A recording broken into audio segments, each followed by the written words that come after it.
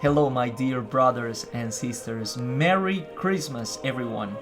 Today we celebrate the solemnity of the Nativity of our Lord Jesus Christ, and we listen today the Gospel of John. I'm going to read the shortest version of today's Gospel, chapter 1 of Gospel of John, verses 1 to 5, and then verses 9 to 14. In the beginning was the Word, and the Word was with God, and the Word was God. He was in the beginning with God. All things came to be through him, and without him nothing came to be. What came to be through him was life, and this life was the light of the human race. The light shines in the darkness, and the darkness has not overcome it. The true light, which enlightens everyone, was coming into the world.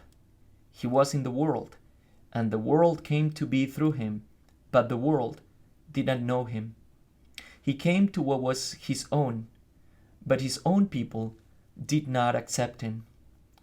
But to those who did accept him, he gave power to become children of God, to those who believe in his name, who were born not by natural generation, nor by human choice, nor by a man's decision, but of God. And the Word became flesh, and made his dwelling among us. And we saw his glory, the glory as of the Father's only Son, full of grace and truth. God is Logos. This Greek term has been translated as word, but is more than that. Logos is knowledge. Logos is what it can be expressed or tell about something true about something. It is at the end an expression that unfolds the mystery of things and that is at hand of human intelligence to be known. So in the Gospel of John, he says, Jesus is the Logos of God. In the beginning was the Word, and the Word was with God, and the Word was God. The Logos has always been with God, so we are capable to know him and to have access to him, even though sometimes he seems to be strange or far away from us.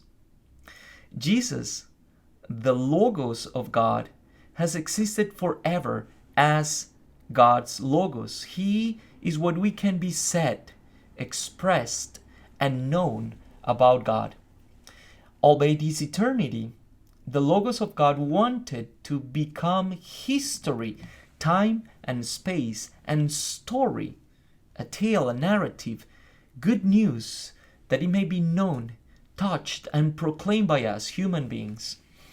What we celebrate today is nothing less than the beginning of Jesus, the Logo of God, as part of our human history.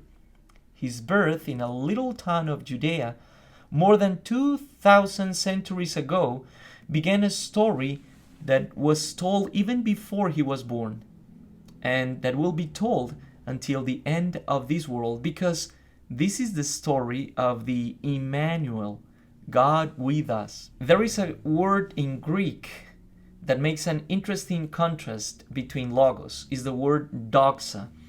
Doxa and Logos both are knowledge, but doxa is a knowledge based on opinions, and we know that opinions might be deceitful. So I think what John the Evangelist intends to express, saying that Jesus is the Logos of God, beyond any philosophical or theological discussion, is that Jesus is not a mere opinion about God, but he is the particular revelation of everything we can know about God in a certain and unmistakable way. Then Jesus is not a false word, but a true one. Even more, Jesus is the true word about God. And because of this, Jesus has the power to transform our lives and to give us hope and peace and joy. And the reason for such a joy is because we know the Emmanuel, God with us. He gives direction to our lives as He dwells in our hearts, in our souls, in our beings. Merry Christmas to everyone. I'll see you tomorrow with the message of the gospel. Thank you very much to Ed and Marina for this beautiful cup to have my coffee. Coffee and Merry Christmas. Ciao.